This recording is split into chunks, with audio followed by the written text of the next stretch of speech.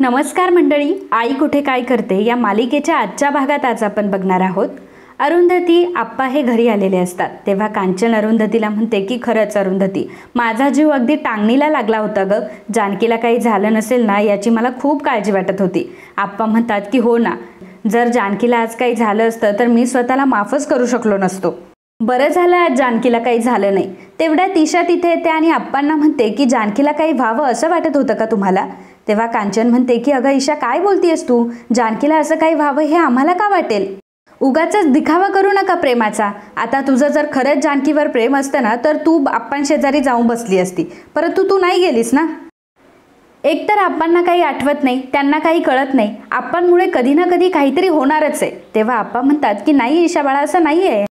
हे बघ माझ्यामुळे पुन्हा असं कधीही काही होणार नाही. पुढच्या वेळी मी 10 वेळा ते औषध चेक करून घेईल. ईशा म्हणते की आप्पा, पुढची वेळ तर आता कधी येणारच नाही आणि मला नाही वाटत की आभिदादा पुन्हा कधी जानकीला तुमच्यासोबत ठेवेल.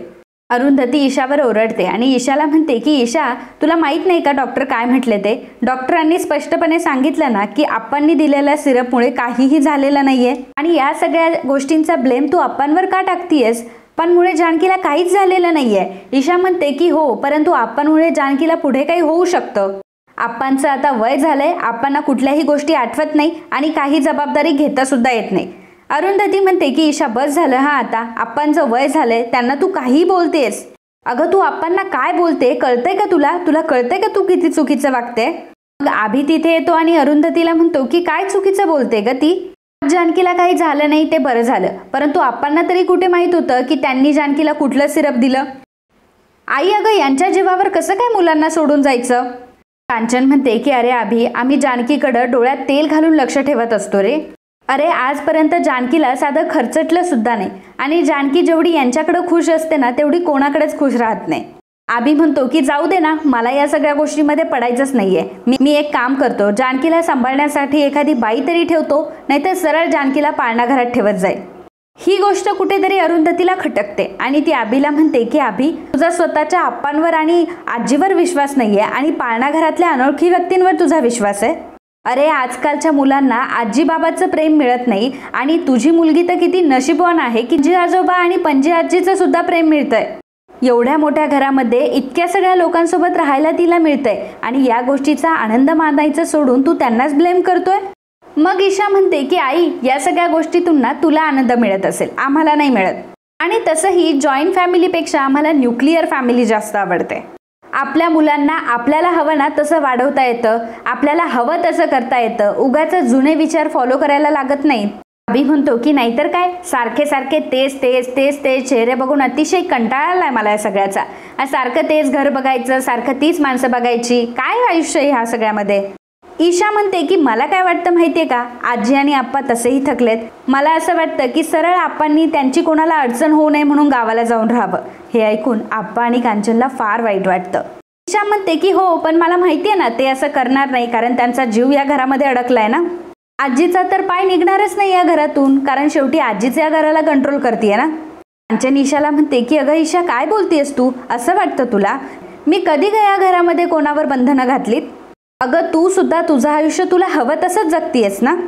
इतकी वर्ष झाली आम्ही या घरामध्ये राहतोय, तेव्हा कधी तुला आमची अडचण वाटली नाही, मग आताच तुला कशी का आमची अडचण वाटायला लागली? अगं एवढीशी होती तू तेव्हा तुला तळहातावर वाढवलं ग आम्ही, आणि आज तूच आम्हाला उलट उत्तरं देतीयस. अगं ईशा, तुला काही वाटतंय काय या सगळ्या गोष्टींचं? कांचनला फार वाईट वाटलेलं असतं आणि कांचन रडत असते, कारण कांचनची नात आज कांचनला अक्कल शिकवत असते. आप्पा कांचनला म्हणतात की जाऊ देत कांचन, तू टेन्शन घेऊ नकोस आणि मुलांचं सुद्धा बरोबर आहे. आजकाल आपला विसराळूपणा जास्त वाढत चाललाय. घरामध्ये कुठल्याही कामाला आपली मदत होत नाही. खायला काळ आणि भुईला भार अशी काहीतरी गंमत झाली आपली. देव आपल्याला बोलावत नाही म्हणून आपली अडचण मुलांना होतीये आणि मुलांना आपली अडचण होणं अतिशय स्वाभाविक आहे अगं. एवढं होऊन सुद्धा आप्पा हे मुलांच्या बाजूने बोलत असतात आणि मुलं मात्र आप्पांचा तोंडावर अपमान करत असतात. तुम्ही घरामध्ये राहू नका असं म्हणत असतात. ते बघून अरुंधतीला मात्र फार वाईट वाटत असतं. इकडे यश हा रूममध्ये असताना आरोही तिथे आलेली असते. तर यश आरोहीला विचारतो की अगं आरोही, कुठे गेली होतीस तू? आरोही म्हणते की कुठे काय, जानकीला बघायला गेले होते. तुम्ही सर्वांनी तर मला हॉस्पिटलमध्ये येऊ दिलं नाही, म्हणून म्हटलं की तिला बघून यावं. यश आरोहीला म्हणतो की अगं आरोही, तिकडे इन्फेक्शनचा धोका असतो म्हणून मी तुला म्हटलो. आणि तसंही आता जानकी बरी आहे, त्यामुळे घाबरण्याचं काही कारण नाही. आरोही म्हणते की हो, आरोही तर बरी आहे, परंतु अनघासुद्धा फार हल्ली होती हा. यश म्हणतो की हो ना, आजी आणि आप्पासुद्धा खूप घाबरले, मला तर त्यांची अवस्थाच बघवत नाहीये. असं म्हणताच यश रडायला लागतो. आरोही म्हणते की यश, अरे काय झालं, का रडतोयस तू? मला सांग बरं, तुला काय झालंय, माझ्यासोबत शेअर कर, तुला बरं वाटेल. यश आरोहीला सांगत असतो की आरोही, अगं लहानपणापासून मी आप्पांच्या खूप क्लोज आहे. त्यांनी ईशाला, मला आणि अभिला खूप चांगलं वाढवलंय. जेव्हा जेव्हा मी आजारी असायचो ना, तेव्हा तेव्हा आप्पा माझ्या उशालाच बसून राहायचे. रात्रभर ते माझ्यासोबत असायचे, अगदी जागेवरून सुद्धा उठायचे नाहीत. आरोही यशला म्हणते की हो, तुमचं हे प्रेम मला दिसतं आणि तुझं जेवढं आप्पांवर प्रेम आहे ना, तितकंच प्रेम आप्पांचं देखील तुझ्यावर आहे आणि ते अजूनही किती काय काय करतात तुमच्यासाठी. यश म्हणतो की हो, परंतु हे सगळ्या गोष्टी अभिला तर दिसत नाही ना. अगं तुला माहिती आहे, आज अभि आणि ईशा दोघंही वाटेल ते बोललेत आप्पांना. या दोघांना लाज तरी कशी वाटत नाही ग बोलायला. आणि तुला माहिती आहे, लहानपणी जेव्हा अभिला कांजण्या झाल्या होत्या ना, तेव्हा आप्पांनी त्याची किती सेवा केली आहे. बाबा त्यांच्या कामासाठी बिझी असायचे, परंतु आजी आणि आप्पा त्याच्यासाठी किती राबत होते. आणि ही ईशा तर किती बेअक्कल आहे ग. अगं ईशाची किती आजीला काळजी आहे माहिती आहे. ईशा जर कधी घरी जर लेट आली ना, तरी सुद्धा आजी देवाचा धावा करत असते. पण ईशाला मात्र आजीचं हे वागणं धाकाचं वाटतं. आजीने तिच्यासाठी किती सारे उपास तापास, किती सारे नवस केलेत ना, हे तिलाही माहीत नाही. आजी आणि आप्पांशिवाय हे घर चालूच शकत नाही आरोही. तर आप्पा मात्र इकडे हात जोडत असतात. आप्पा ईशाला आणि अभिला हात जोडत असतात आणि म्हणत असतात की माफ करा मुलांनो, पुन्हा आमच्याकडनं ही चूक कधीच होणार नाही. मी आणि कांचन आम्ही लवकरात लवकर हे घर सोडून निघून जाऊ, त्यामुळे तुम्हाला तुमचं आयुष्य अगदी मनसोक्तपणे जगता येईल. त्याचवेळी अरुंधती आप्पांना म्हणते की अहो आप्पा, काय बोलताय तुम्ही? ह्या ईशाचं आणि अभिचं बोलणं तुम्ही एवढं मनाला का लावून घेताय? अहो आप्पा, हे तुमचं घर आहे, तुम्ही हे घर सोडून कुठेही जायचं नाही. मग ईशा अरुंधतीला म्हणते की तुला जर त्यांचा एवढा पुळका वाटतोय, जा मग तुझ्या घरी त्यांना घेऊन, नाहीतरी तशी पण तू एकटीच राहते ना. तेव्हा अरुंधती म्हणते की हो, नेलं असतं ना, मी अगदी आनंदाने नेलं असतं, परंतु हे त्यांच्या हक्काचं घर आहे, त्यांच्या हक्काचं घर त्यांनी का सोडायचं? अभि म्हणतो की आई, एक मिनिट, आम्ही सगळं आमच्या घराबद्दल बोलतोय, तू कोण आहेस आणि तू काय ह्या सगळ्या गोष्टी बोलतीये? तू आमच्या घरातली नाहीयेस, तुझं तू बघून घे ना. उगाच दुसऱ्याच्या घरात येऊन अक्कल का शिकवतीये दुसऱ्यांना? उगाच आमच्या डोक्याच्या कटकटी नको वाढवूस. तेव्हा अरुंधती म्हणते की ईशा, अभि, अरे काय चाललंय काय तुमचं? अरे तोंडाचा पट्टा तर अगदी मोकळा सोडलाय तुम्ही तर अगदी वाटेल ते बोलायला लागले. माझं सोडा, परंतु आजी आणि आप्पांचा तरी विचार करा. आजी आप्पांच्या वयाचं तरी भान ठेवा. अरे लहानाचं मोठं केलंय त्यांनी तुम्हाला. आप्पांनी शाळेत आणण्यापासून सोडण्यापर्यंत सगळ्या काही गोष्टी तुमच्या केल्यात त्यांनी. लहानपणी गोष्टी ऐकत याच आजीच्या कुशीत झोपलात ना तुम्ही. आजारपण, तुमचं औषध पाणी सगळं काही यांनीच तर केलंय ना. एक वेळ कामाच्या वेळी मी तुम्हाला औषधं द्यायला विसरायची, परंतु आप्पा मात्र कधीच विसरले नाही. त्यांनी सगळ्या गोष्टी इतक्या मायेने तुमच्यासाठी केल्या, परंतु तुम्ही मात्र त्यांच्याशी असं वागताय. आता त्यांचं वय झालंय म्हणून तुम्हाला या सगळ्या गोष्टींची अडगळ वाटते, परंतु ते हे घर सोडून कुठेही जाणार नाही, कारण हे घर त्यांचं आहे आणि ते तुमच्या घरात राहत नाहीये, तर तुम्ही त्यांच्या घरात राहता, एवढं लक्षात ठेवा. आणि जर तुम्हाला या सगळ्या गोष्टींची अडचण होत असेल तर आपापलं सामान उचलायचं आणि या घराबाहेर निघायचं. एक गोष्ट लक्षात ठेवा, त्यांना तुमची गरज नाहीये, तुम्हाला त्यांची गरज आहे. आई आप्पा हे घर सोडून कुठेही जाणार नाही. तर इकडे आरोही यशला समजावत असते, हे घर त्यांचं आहे रे यश. तेव्हा यश म्हणतो की परंतु अभि आणि ईशाला मात्र ते एखाद्या निर्जीव गोष्टीप्रमाणे वाटतात. वापरून झालं की अडगळीच्या खोलीत टाकून द्या त्यांना. का बरं? तर ते म्हातारे झाले म्हणून. पूर्वीसारखे ते कामं करू शकत नाही, काही गोष्टी त्यांच्या लक्षात राहत नाहीत. आपांचा चेहरा बघून माझ्या पोटात किती कालवाकालव झाली ना आरोही, तुला नाही माहिती. परंतु या दोघांना मात्र याचं काहीच घेणं देणं नाही ग. यांना नाही कळत का ग ही गोष्ट की हे दोघं आयुष्यभर तरुण नाही राहणार आहेत. कधी ना कधी त्या दोघांवर सुद्धा म्हातारपणाची वेळ येणारच आहे ना. आरोही, अगं ही काय पद्धत झाली का स्वतःच्या आजी आजोबांसोबत वागायची?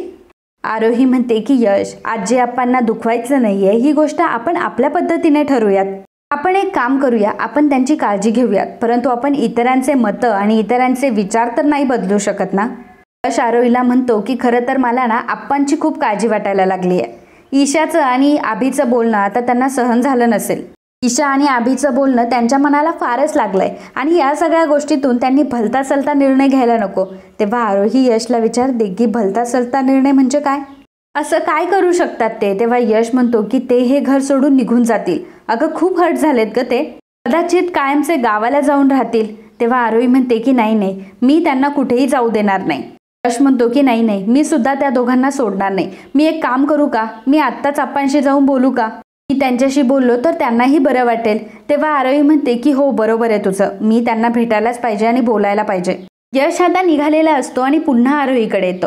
आरोहीला तो म्हणतो की आरोही, मी माझ्या आईवर आणि माझ्या आप्पांवर आजीवर खूप प्रेम करतो. मी त्यांना सोडून कुठेही जाऊ शकत नाही, वेगळं राहू शकत नाही. आरोही म्हणते की यश, अरे मला सुद्धा ते आपल्या जवळ हवेत.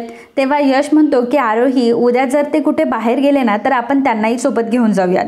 आरोही म्हणते की हो यश चालेल मला, परंतु आपण समृद्धी सोडून कुठेही जाणार नाही. एवढं सुख, एवढं समाधान आपल्याला दुसरीकडे तरी कुठे मिळणार आहे. आरोहीचा हा समजूतदारपणा यशला मात्र खूप भावतो.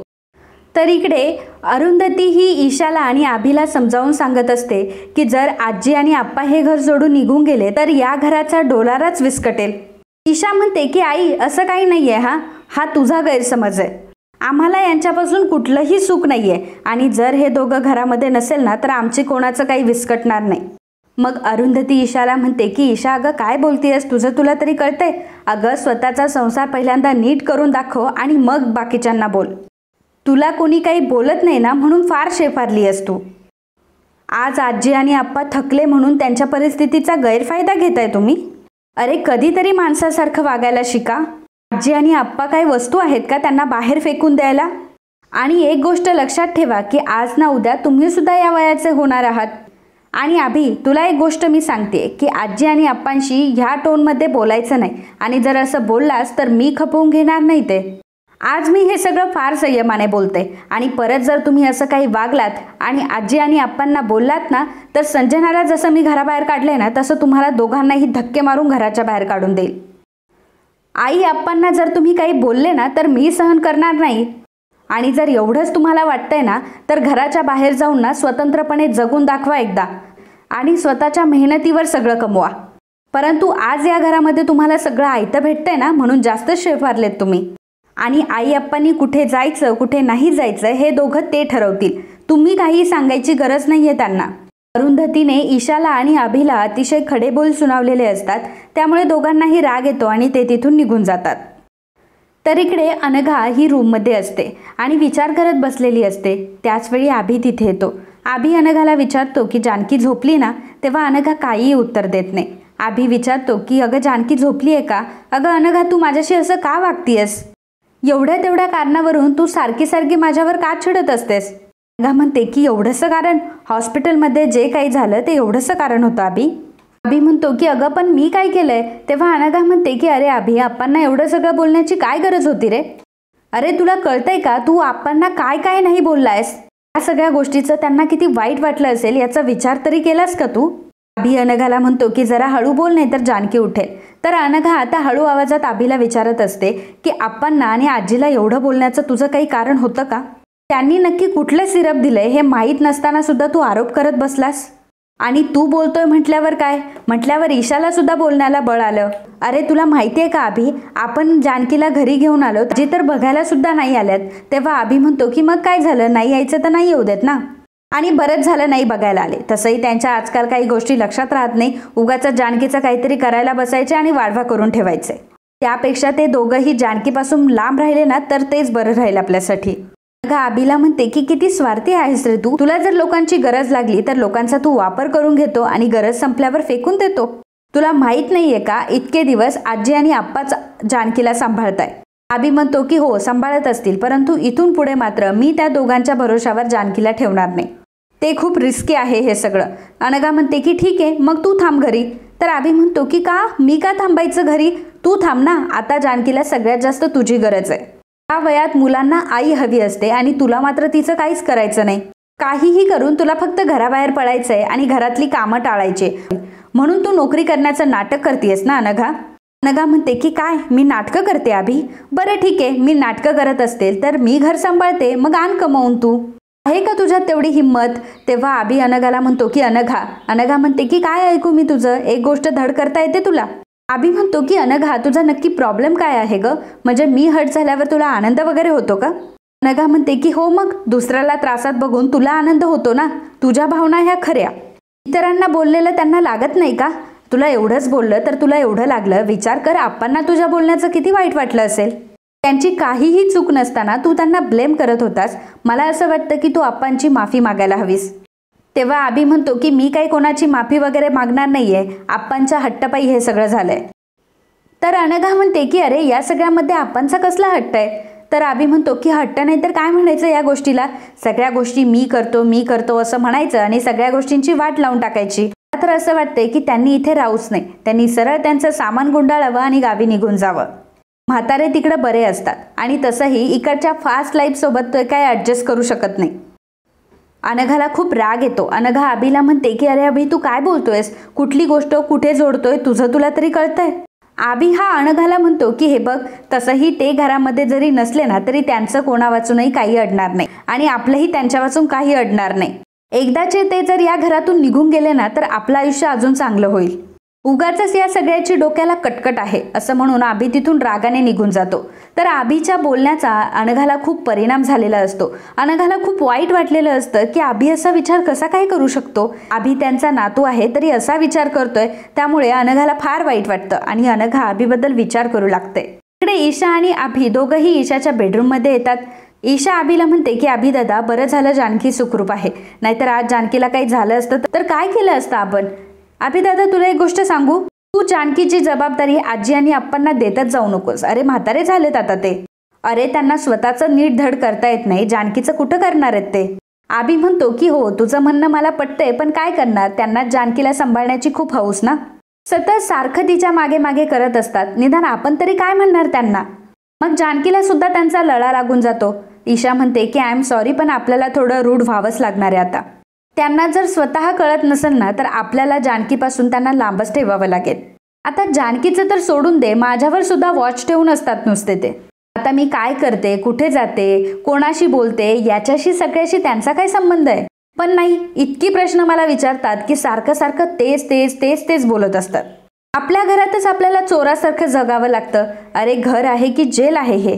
आजी तर इतकी बारीक नजर ठेवून असते ना, तिच्यामुळे धड घरात यावंसं वाटत नाही आणि बाहेरही जावंसं वाटत नाही. आजी कोणासमोर काय बोलून बसेल ना, काही सांगता येत नाही. आबी म्हणतो की अगं, हे घर काय घर राहिलंय का? उन्हाट भिंती, तेच तेच फर्निचर बघून बघून अगदी बोर झालंय मला. आता या सगळ्या गोष्टींचा मला बोर वाटायला लागलाय. माणसाच्या आयुष्यामध्ये माणसाला चेंज हवा असतो. ईशा म्हणते की आबी दादा, मला तुला एक सांगायचं होतं. संजना आंटी सांगत होती की इथं जो बिल्डर टॉवर बघून गेला ना, तो आपल्या प्रॉपर्टीमध्ये इंटरेस्टेड आहे. तिने मला प्लॅन सुद्धा सांगितलाय आणि तुला माहिती आहे, आपल्याला प्रत्येकाला एक एक फ्लोअर मिळणार आहे. जस्ट इमॅजिन, तुला नाही वाटत का आपण असं एखाद्या पॉश घरामध्ये राहावं? आपल्याला सुद्धा आपल्या घराची लाज वाटणार नाही. आपल्या घरात कोण आलं कोण गेलं कोणाला काहीही घेणं देणं नसेल आणि सोबतच कोणी आपल्यावर वॉच ठेवून सुद्धा नसेल. नाहीतर आजीच्या राज्यामध्ये हे सगळं शक्यच नाहीये. आपण जरी बाहेरून आलो तरी ती किती चौकशा करत असते. आबी ईशाला म्हणतो की हो, तुझं सगळं म्हणणं खरं आहे, परंतु आप्पांच्या परवानगीशिवाय या घरात काहीच होऊ शकत नाही. अगं ईशा म्हणते की आबी दादा, अरे तू कसला विचार करतोय? आणि तसंही त्या दोघांचं वय झालंय आता, त्यांचा काय विचार करायचा या सगळ्यात? मला सांग की आता हेच तर मजा करण्याचे दिवस आहे आणि आपण का असं कॉम्प्रोमाइज करायचं? आपली मान गुडघ्यात गेल्यावर आपण टॉवरमध्ये राहायला जायचंय का? अरे आबी दादा, तू जानकीचा तरी विचार कर. मी तर बाबांना स्पष्टपणे सांगितलंय की मी त्यांच्या आणि संजना आंटीच्या बाजूने.